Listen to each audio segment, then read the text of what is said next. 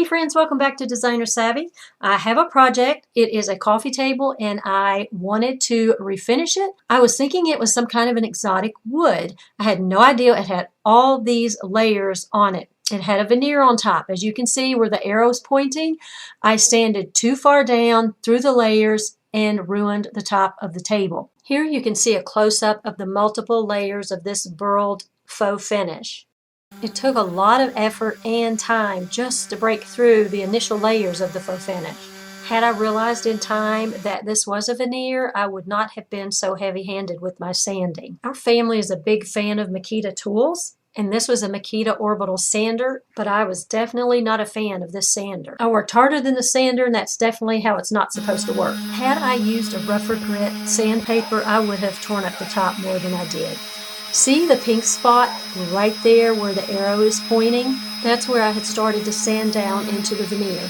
After several hours of sanding, the top and the legs are all done, down to the natural raw finish, which I wanted to start with and just wax and be done with it. And as you can see with the yellow arrows here, this is where I sanded too deep into the veneer. Now it's time for the fun part, and I am going to be using my favorite Waverly chalk paint. I get mine from Walmart, and it's the white matte finish. I only wanted to paint the top of the table, so I taped around the edges. I'd like to introduce you all to one of my sweet grand pups, and his name is Ruger. In just a minute, you'll meet my other sweet grand pup, and his name is Gunner. Gunner has been a co-host in one of my videos before. Sit back and relax and enjoy this beautiful day with me as I finish painting this table.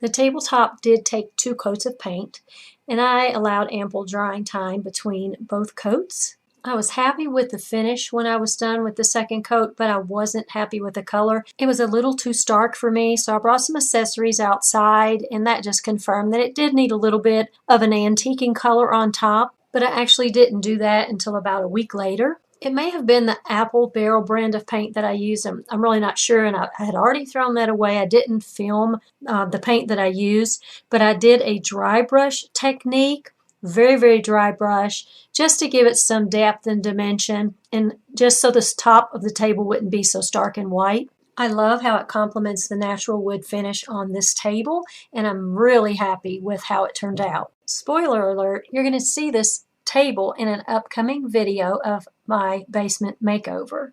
So if this was your table, what would you have done differently? Comment below and share your thoughts.